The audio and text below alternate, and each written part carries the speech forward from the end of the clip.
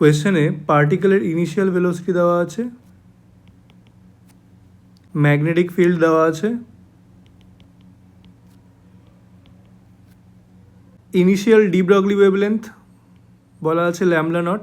এটাকে আমরা লিখতে পারি h/m ইনিশিয়াল ভেলোসিটি। তাহলে বলেছে আমাদের ল্যামডা টি কত হবে বের করতে।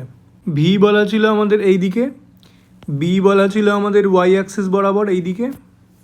যদি একটা ম্যাগনেটিক ফিল্ডের মধ্যে ইলেকট্রন এন্টার করে তাহলে আমরা সেই ইলেকট্রনের উপর ফোর্স কত হবে, এফ ইজ ইকুয়াল টু মানে আমরা জানি হচ্ছে Q into V cross B হয়।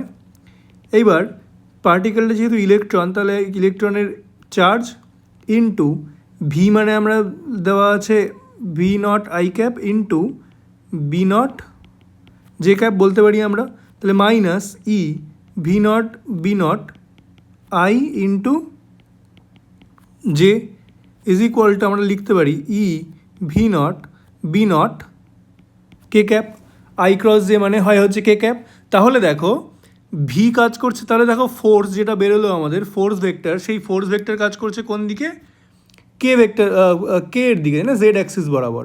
তাহলে দেখো ভেলোসিটি কাজ করছে এক্স অ্যাক্সিস বরাবর, কিন্তু ফোর্স কাজ করছে কে অ্যাক্সিস জেড অ্যাক্সিস বরাবর।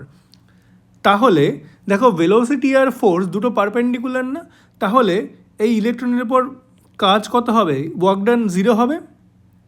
তাহলে ওয়ার্ক ডান যদি 0 হয় তাহলে আমরা বলতে পারি যে ভি ইজ ইকুয়াল টু কী হবে, স্পিড ইজ ইকুয়াল টু হবে কনস্ট্যান্ট। তাহলে আমরা ভিটি বলতে পারি ভিটি is equal two V naught, কেননা ভি নট ছিল আমাদের ইনিশিয়াল স্পিড, আর যেহেতু ভি আমাদের কনস্ট্যান্ট বেরোলো এখান থেকে, তাহলে টি সময় পরেও স্পিড আমাদের ভি নটই থাকবে। ঠিক আছে, তাহলে আমরা lambda t is equal two বলতে পারি যে এইচ বাই এম ভিটি।